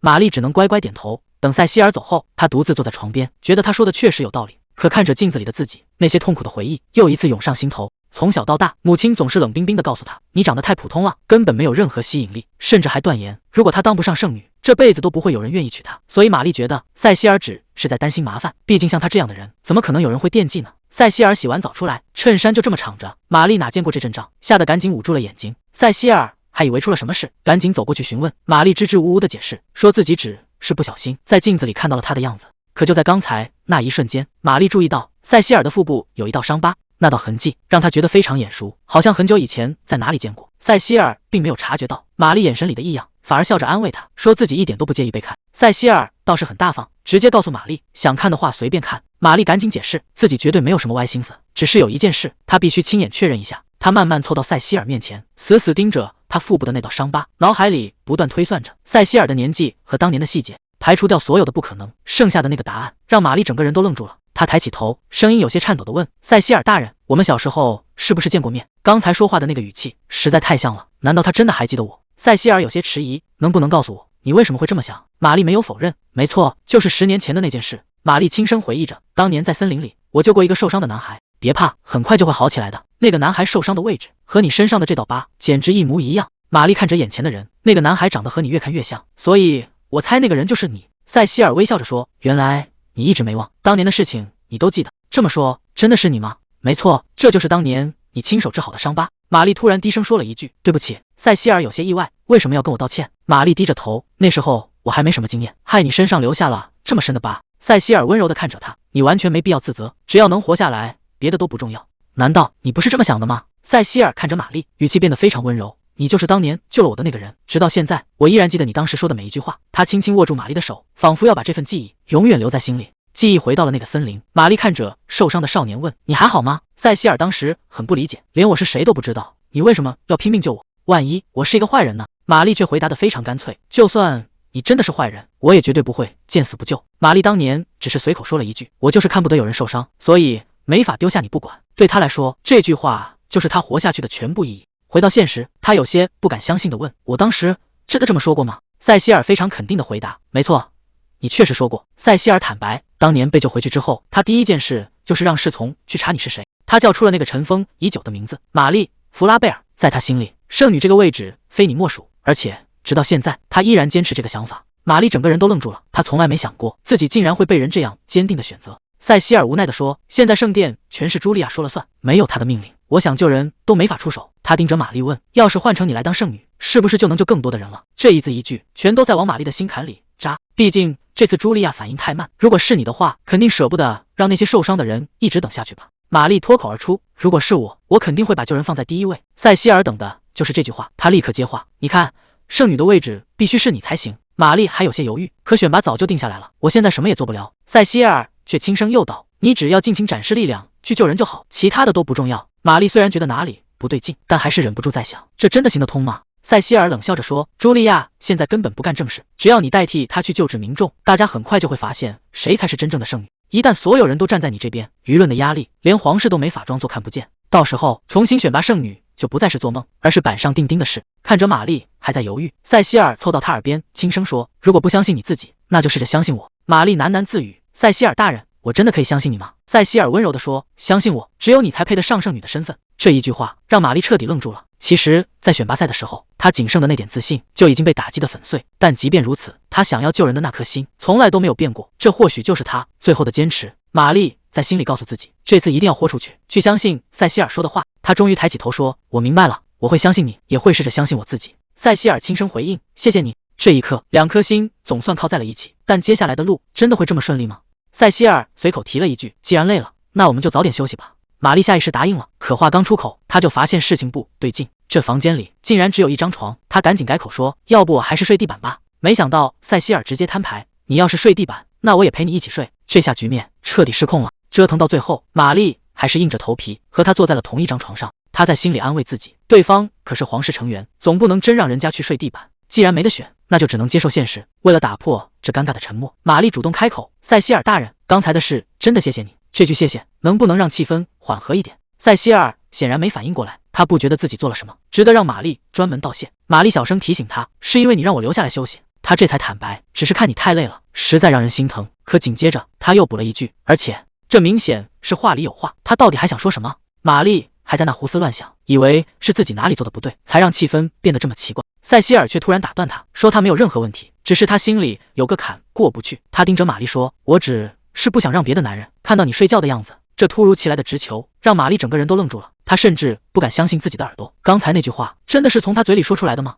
谁知道塞西尔突然笑了，说刚才那些话只是在开玩笑。玛丽赶紧顺着台阶下，假装自己完全没当真，可心里却因为他这一闹彻底乱了阵脚。原来他绕了这么大的圈子，只是想让玛丽别那么紧张。既然误会解开了，两人也没再多说什么，互道了一声晚安，便各自躺下准备休息。这一场虚惊总算是平安度过了。看着熟睡的玛丽，塞西尔在心里暗暗发誓，不管前方有多少阻碍，他都会亲手扫平。只要玛丽想做的，他都会让她放手去做。转眼到了第二天，一行人终于抵达了目的地，可眼前的景象却让所有人都吃了一惊。原本热闹非凡的城镇，现在竟然死气沉沉，连个人影都看不见。侍从在一旁低声解释，说是受瘟疫的影响，这里的人早就被限制了活动。看来这次的情况比他们预想的还要糟糕。塞西尔看着眼前的荒凉，意识到这里的麻烦比想的还要大。就在这时，当地的负责人急匆匆跑了过来，张口就喊玛丽圣女大人。这下场面有点尴尬，玛丽还没反应过来，塞西尔就赶紧在一旁打圆场，说圣女本人现在忙得脱不开身，这位只是圣女的助手。虽然玛丽也顺着话头承认自己确实有治愈能力，可对面的老人心里却泛起了嘀咕。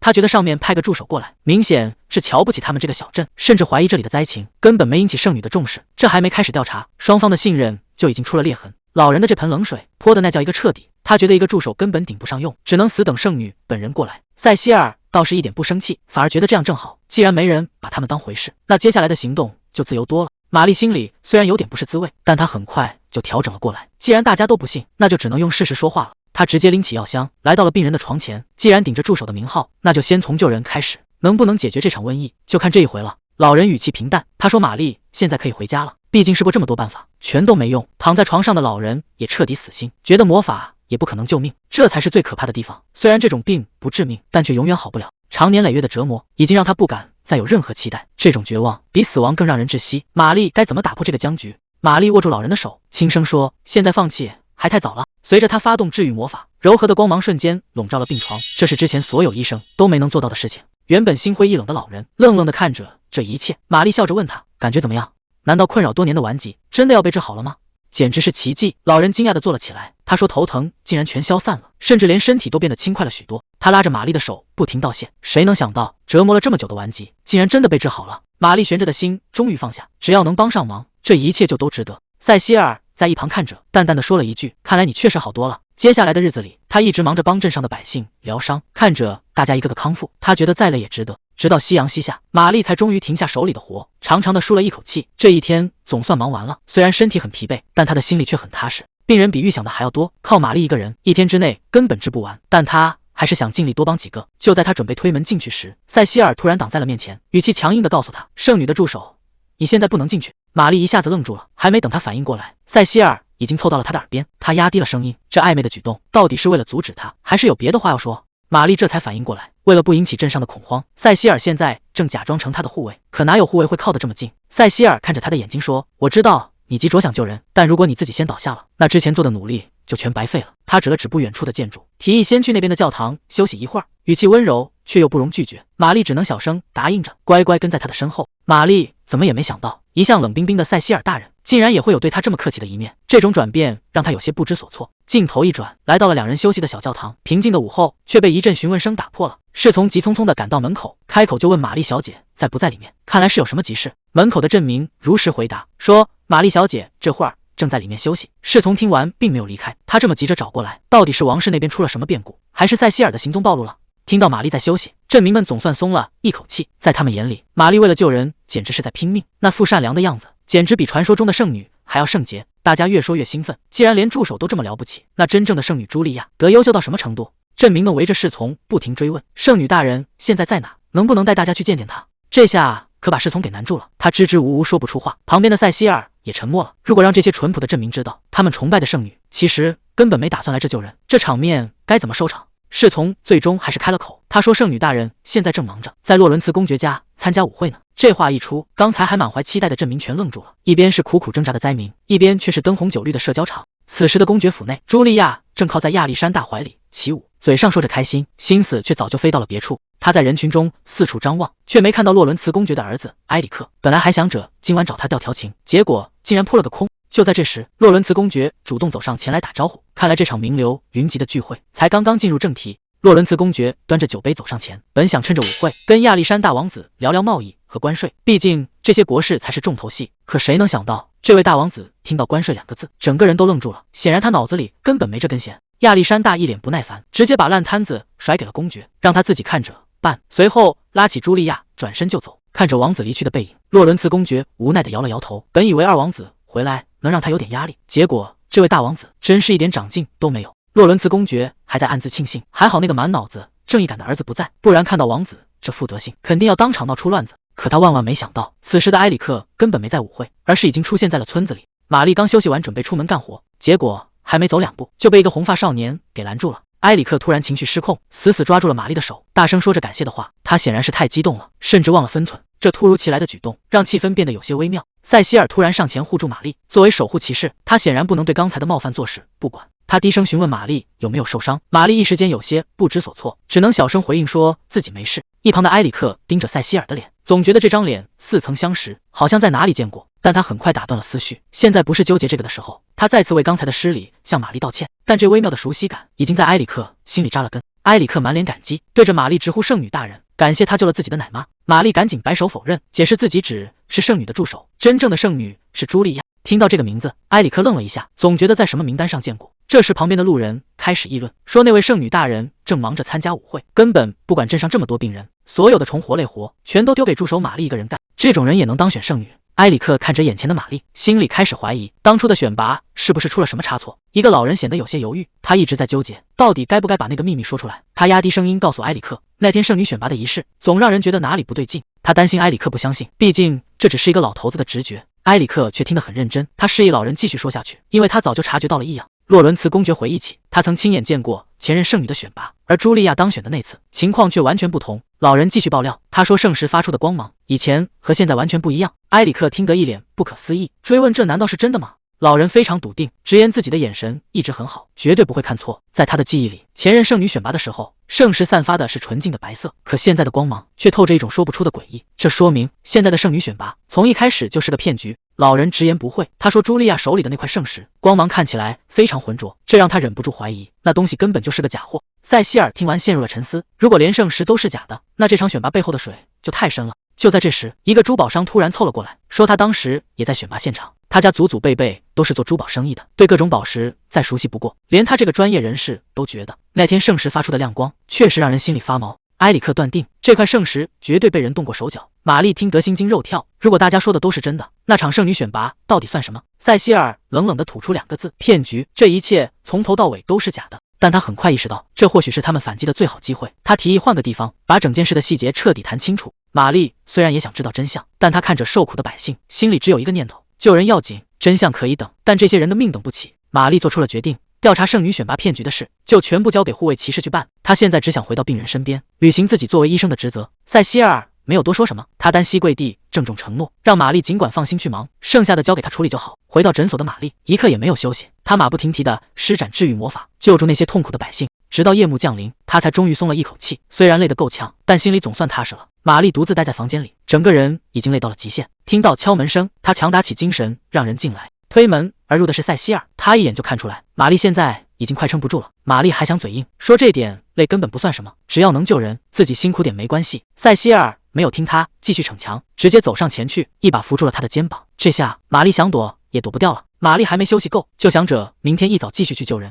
塞西尔看着眼前的女人，虽然佩服她的决心，但还是忍不住单膝跪地，握住她的手，叮嘱道：“千万别把自己逼得太紧。”玛丽笑着打趣说：“放心吧，这次肯定不会累到晕倒。”玩笑过后，话题转到了那件正事上。玛丽想知道调查结果到底怎么样了。塞西尔的表情严肃起来，他已经仔细盘问过那2个人，得出的结论只有一个：他们提供的情报非常靠谱。那个所谓的圣女选拔果然藏着巨大的阴谋。塞西尔直接摊牌了，他查到在圣女选拔这件事上，茱莉亚绝对动了手脚。玛丽听完愣了一下，她觉得这事儿有点说不通。如果茱莉亚真的作弊，周围那么多人难道都是瞎子吗？总不能全城的人都是她的同伙吧？塞西尔冷冷地抛出一个可能，如果他用了魅惑的力量呢？玛丽这下彻底没话说了。这种能力只存在于古老的传说中，那是历代圣女才拥有的神秘力量。如果茱莉亚真的掌握了这种手段，那事情的性质可就完全变了。玛丽还是觉得不可思议。按照常理来说，现在的圣女血脉应该只拥有治愈能力才对。塞西尔沉默了一下，他告诉玛丽，自己以前也是这么想的，但现在看来，茱莉亚很可能是一个例外。如果她真的打破了血脉的限制，掌握了那种禁忌的力量，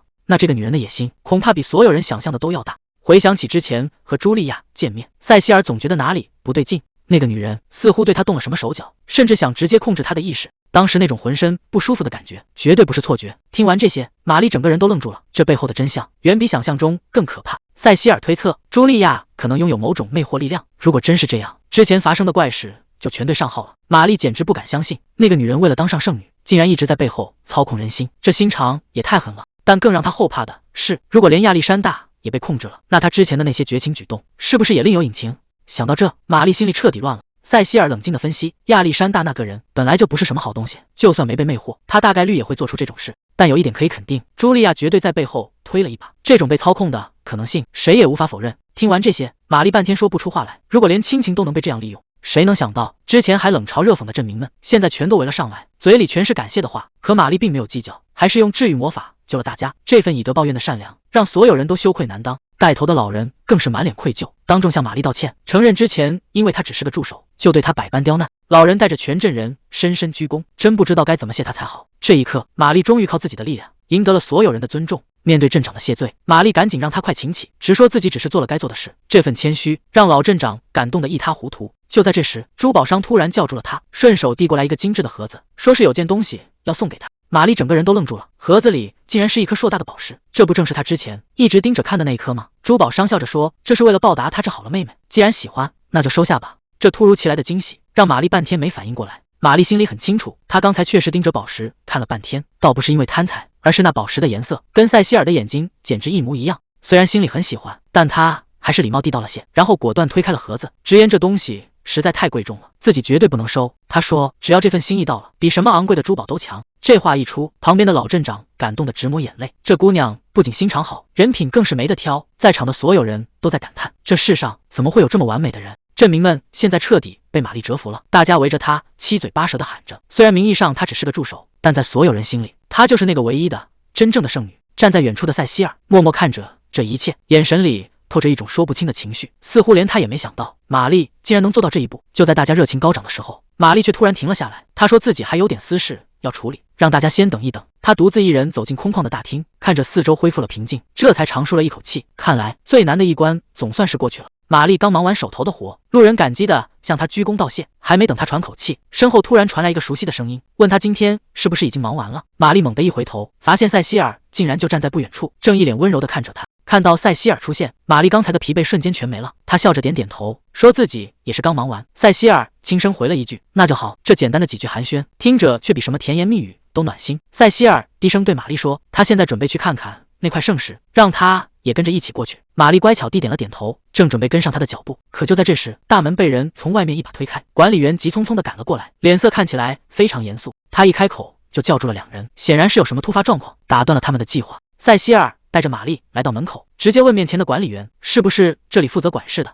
得到肯定的答复后，塞西尔开门见山说自己要进后面那个房间，可对方接下来的话却让他当场愣住了。管理员问他有没有准入许可，塞西尔理直气壮地说没有，本以为凭自己的身份进个门还不是轻而易举，结果管理员一点面子都不给，直接拒绝开门，说没有国王的命令，谁都不能进去。塞西尔这下彻底懵了，按理说皇室成员在自家地盘，怎么可能被拦在门外？管理员还在那找借口，说规矩在圣女选拔之前就改了，想把这事儿给糊弄过去。玛丽突然开口问了一句，在选拔开始之前，到底有没有人进过这个房间？管理员这下明显慌了，支支吾吾的半天说不清楚，只敢小声嘟囔说应该没有。塞西尔一眼就看穿了他在撒谎，直接往前逼了一步，死死盯着他问，这话到底是不是真的？塞西尔接着开始攻心，说你作为这里的管理员，玛丽平时是怎么工作的，你心里最清楚。他压低声音问管理员，看着现在的局面，你心里难道就没觉得不痛快吗？这一番话直接戳中了管理员的死穴，就看他敢不敢说实话了。塞西尔看出了对方的动摇，直接抛出了一个让人无法拒绝的诱饵。他承诺管理员，只要现在肯开口，无论说出什么样的话，他都能保住对方的饭碗。塞西尔微笑着伸出手，语气听起来非常诚恳，把当年的真相全部说出来。结果这一问还真问出了大问题，管理员的记忆竟然断片了。就在圣女选拔的那段时间，他的脑子里有一块地方是空白的。塞西尔立刻抓住了重点，这种感觉是不是在见过茱莉亚之后才有的？管理员给出了肯定的回答，看来这位圣女大人远比想象中要危险得多。谁能想到这位圣女大人竟然主动找上门来了？管理员赶紧提醒他，这里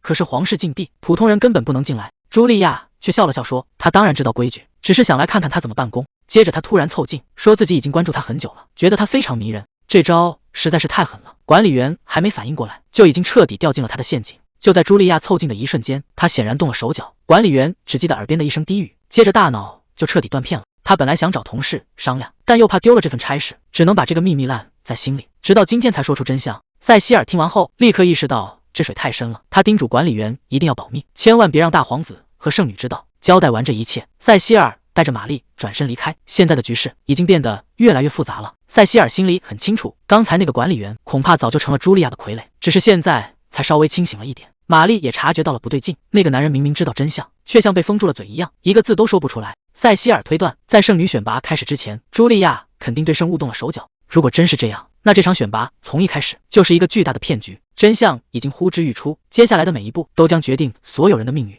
塞西尔冷静地分析，现在的局势还不稳，绝对不能打草惊蛇。更糟糕的是，根据之前的种种迹象，他的父亲恐怕也已经中招了。如果连国王都被魅惑控制，光靠塞西尔一个人根本没办法扭转局面。玛丽立刻听出了弦外之音，既然单打独斗不行，那就必须得拉拢盟友了。塞西尔点了点头，接下来的计划就是要组建属于他们的人马。塞西尔很清楚，那种魅惑魔法并不是无敌的，只要意志足够坚定，就能跟他硬碰硬。只要能拉拢到那些大贵族，再争取到民心的支持，他的父亲国王就有机会彻底清醒过来。到时候真相大白，这场荒唐的圣女选拔就要全部推倒重来。塞西尔正准备去见个熟人，打算开始暗中布局，结果还没等他迈开腿，远处就传来了急促的喊声。两个女仆慌慌张张的跑来，看这架势，领地里肯定是出大事了。一封来自洛伦茨公爵的急信打破了原本的平静，对方要求塞西尔立刻拆阅。玛丽心里很清楚，洛伦茨家族在王国的地位那是仅次于王室的二把手，权势大得惊人。虽然听说这位公爵为人随和，但在这种节骨眼上送信肯定没那么简单。塞西尔看完信后，语气里透着一丝意外，公爵竟然要邀请他们两个一起去参加晚宴。玛丽一下子愣住了，在这个节骨眼上发邀请函，这位公爵大人到底唱的是哪一出？玛丽心里直打鼓，听说这位公爵性格孤僻，平时只请最亲近的人，怎么会突然邀请他这个外人？塞西尔也实话实说，其实他跟公爵也没什么交情，完全猜不透对方在想什么。不过既然机会送上门了，就绝对没有拒绝的道理。只要能把公爵拉到自己阵营，那可就等于找了个大靠山。玛丽也跟着点头。洛伦茨家族在民间声望极高，有他们撑腰，接下来的路会好走得多。可就在他准备答应的时候，突然想起一件尴尬的事。他翻遍了行李，才发现自己竟然连件像样的礼服都没有。这下麻烦了，总不能穿着这身旧衣服去参加那种顶级的豪门晚宴吧？玛丽现在愁得不行，要去参加那种顶级的公爵晚宴，要是没件像样的衣服撑场面，那可不仅仅是丢人的问题。塞西尔也点头表示同意，毕竟贵族圈子最看重体面。可玛丽看了看自己干瘪的钱包，就算把全部家当都搭进去，也买不起礼服上的一个边角料。她甚至想破罐子破摔，干脆穿着这身圣女助手的制服去。可转念一想，那样恐怕连大门都进不去，要不干脆别去了吧。就在玛丽打算打退堂鼓的时候，塞西尔却突然开了口，既然机会这么难得，不如由他出钱，直接送玛丽一套全新的礼服。这突如其来的大手笔把玛丽整个人都给听愣了。塞西尔趁热打铁，说附近就有一家顶级的裁缝店，提议明天就带玛丽过去，亲手帮她挑一件。玛丽这下彻底慌了，这种专门定制的礼服，价格恐怕是个天文数字。她觉得自己这种身份根本不配穿这么贵的东西。可塞西尔根本不给她拒绝的机会，他直接走上前，轻轻握住了玛丽的手，语气温柔的让人没法抗拒。他说这并不是什么施舍，只是他的一点小私心，因为他真的很想亲眼看看玛丽穿上礼服到底有多美。面对这种温柔的攻势，玛丽整个人都僵在了原地，一句话也说不出来。看着眼前这些华丽的礼服，玛丽简直要看花了眼。她忍不住感叹，从来没见过这么漂亮的衣服。旁边的店员笑着说，玛丽小姐，要是看中了哪一件，您尽管试穿。面对这种突如其来的热情，她反而有些不知所措了。塞西尔指着一件礼服说，先试试这一件怎么样？玛丽还没反应过来，就被店员带去试衣间了。谁也没想到他竟然会亲自帮她挑选。与此同时，亚历山大却彻底坐不住了，他猛地拍向桌子，完全不能接受这个消息。明明那两个人跟公爵没什么交情，凭什么能拿到晚宴的邀请函？旁边的茱莉亚也跟着附和，这件事情确实太反常了。茱莉亚越想越觉得不对劲，要是真有大贵族给玛丽撑腰，那事情可就麻烦了。早知道会这样，当初就该动用关系，提前把局面控制住，绝对不能让那2个人有机会去讨好公爵。茱莉亚提议，干脆直接拦住玛丽，不让她参加晚宴。亚历山大听完冷笑一声，甚至想出了更阴毒的招数。既然要拦，不如直接废了她的腿。茱莉亚被这个想法吓了一跳，虽然她也想除掉玛丽，但这种时候下狠手，恐怕会惹来更大的麻烦。亚历山大又出了个损招，既然不能废了她的腿，那就干脆把她的礼服撕成碎片。茱莉亚却摇了摇头，这种做法太容易留下后患，一旦被查出来，谁也担不起这个责任。眼看晚宴明天就要开始了，亚历山大彻底急了，大声质问到底该怎么办。茱莉亚不紧不慢地走上前，示意他先冷静下来。其实他心里早就有了主意，只要找一个没背景的替罪羊，就算真的出了事，也绝对查不到他们头上。换上礼服的玛丽缓缓走出来，有些局促地问了一句：“你觉得怎么样？”塞西尔一时间竟然看呆了，半天都没有说话。玛丽心里顿时开始打鼓，觉得这种昂贵的衣服果然还是不适合自己。就在她准备退缩的时候，塞西尔终于开口了：“你真的很漂亮。”她甚至无法移开视线，直言这件礼服简直就是为她量身定做的。玛丽现在彻底乱了阵脚，她发现自己已经没法再继续装下去了。明明一直告诉自己要保持距离，可面对塞西尔的温柔，她根本控制不住自己的情绪。这种感觉来得毫无预兆，等她反应过来的时候，心里已经全都是他的影子。就在气氛最暧昧的时候，旁边的店员突然凑了过来，大声夸赞这件衣服有多合适。店员还热情地提醒，这只是试穿的第一件，问他接下来打算怎么办。塞西尔大手一挥，直接定下了这件蓝色礼服。就在店员带玛丽去换衣服时，他突然叫住了对方，说自己还想再多买几件。店员这下乐坏了，赶紧答应下来，并询问要不要让玛丽再试穿一下。没想到塞西尔直接拒绝了，他说试穿环节就免了吧，毕竟他今天已经够累了，他可舍不得让他再折腾这么久。塞西尔对玛丽的体贴，连旁边的店员都看呆了，忍不住感叹玛丽真是太幸福了，能被大人宠成这样，简直像是上辈子拯救了银河系。可塞西尔听了只是淡淡一笑，在他心里，真正幸运的那个人其实是自己，能遇到这样一个善良又温柔的女孩，对他来说简直就是捡到宝了。玛丽正忙着帮人治愈伤口，看着小男孩开心的笑脸，她觉得这一切辛苦都值了。玛丽对这些调皮的孩子真是操碎了心，临走前还不忘叮嘱小男孩，以后可千万别再去爬树了。看着孩子活蹦乱跳的道谢，玛丽总算松了一口气，这一整天的忙碌也算是有个圆满的交代。旁边的女官赶紧走上前提醒她今天的工作已经结束，该回去换衣服准备晚宴了。玛丽点了点头，正打算跟着女官离开，去迎接属于她的华丽时刻。可谁能想到，就在这节骨眼上，外面突然传来一声惊呼，说有人受了重伤。谁能想到，在这个满是伤员的破地方，竟然会出现这样一位大人物？亚历山大就这样大步走进来，浑身上下散发着跟这里格格不入的王室气息。玛丽整个人都看傻了，她怎么也想不通，这位皇子殿下为什么会出现在这？看着眼前这群伤痕累累的士兵，玛丽整个人都愣住了，这到底是怎么回事？亚历山大却一脸无所谓，随口说是打架弄伤的，还直接要求玛丽把他们全治好。虽然等下还有重要的会议，但看着这些痛苦的伤员，玛丽还是决定留下来。她没办法在这种时候丢下受伤的人不管，但接下来的麻烦恐怕才刚刚开始。亚历山大临走前还不忘嘲讽，说玛丽不过是个圣女助手，就算再努力，也永远成不了真正的圣女。面对这种难听的话，玛丽一句话也没反驳，只是沉默地送走了他。她转过身，看着那些满身伤痕的士兵，眼神里全是心疼。别担心，我现在就帮你们治疗。虽然身份被否定，但他手心的治愈光芒却比任何名号都更真实。眼看约定的时间已经过了，塞西尔盯着手里的怀表，心里越来越不安，总觉得玛丽一定是出事了。就在他打算去寻人的时候，玛丽提着长裙匆忙赶来，这一身华丽的打扮让他瞬间看呆了。玛丽一边道歉一边解释，说是因为治疗伤员才耽误了时间，连衣服都是刚换好的。听到这个理由，塞西尔不仅没有生气，反而露出了温柔的笑意。这种舍己救人的做法确实很像他的风格。这一刻，他眼里的温柔根本藏不住。塞西尔温柔地伸出手，带着玛丽登上了马车。只要现在出发，一切还来得及。但在马车上，玛丽还是忍不住提起亚历山大带回那些伤员的事。他总觉得那些人的伤口很奇怪。塞西尔听完，脸色立刻沉了下来。他敏锐地察觉到这件事绝对不是巧合。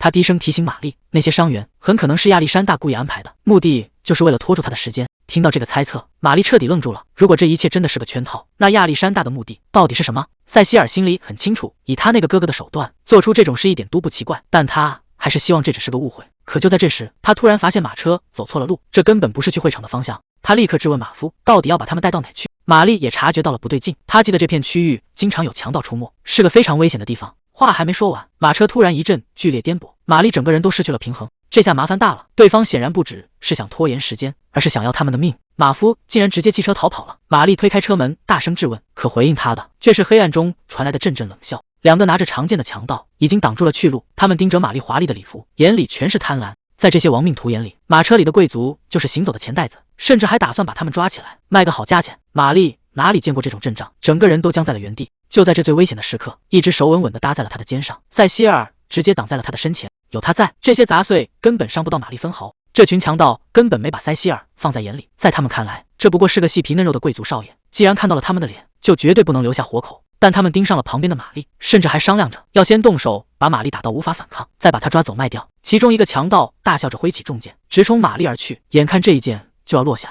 谁也没想到塞西尔连眼皮都没抬一下，瞬间拔剑出鞘，稳稳地架住了那柄重剑。强盗这下彻底懵了，他使出全身力气，竟然无法让剑刃挪动分毫。这群人还没意识到，他们今天到底是惹到了什么样的怪物。塞西尔冷哼一声，这就是轻视他的代价。他随手一挥，就让刚才还嚣张跋扈的强盗直接狼狈地摔在地上。强盗还不死心，一边掏出匕首一边放狠话，吹嘘自己手里有什么厉害的底牌。可他话还没说完，塞西尔的剑尖已经稳稳地抵住了他的喉咙。看着刚才还不可一世的强盗，现在吓得连话都说不清楚。塞西尔眼神里全是轻蔑。这群怂包意识到踢到了硬铁板，连滚带爬地逃进了树林，连头都不敢回。塞西尔收起长剑，今天还有更重要的事情要办。他决定先去洛伦茨公爵的领地，至于那几个逃跑的杂碎，以后有的是机会收拾。玛丽虽然点头答应，但心里还在犯嘀咕，马夫刚才已经吓跑了，这荒郊野外的谁来赶车呢？塞西尔看出了他的心思，直接表示不需要找什么马夫，他要亲自驾车带玛丽出发。玛丽这下彻底没反应过来，堂堂大贵族竟然愿意为了他亲自当马夫。塞西尔翻身上马，朝着玛丽伸出了手。这一刻，玛丽只觉得眼前的男人可靠的让人移不开眼。夜幕降临，塞西尔带着玛丽准时出现在洛伦茨公爵的府邸，两人盛装出席，瞬间成了全场的焦点。洛伦茨公爵早就等候多时，他笑着迎上来，语气里满是客气，显然对塞西尔的到来非常重视。可就在这时，玛丽整个人都愣住了，因为她在公爵身边看到了一个绝对不该出现在这里的人，竟然是他之前在镇上偶遇过的埃里克。他为什么会在这里，又为什么会和公爵站在一起？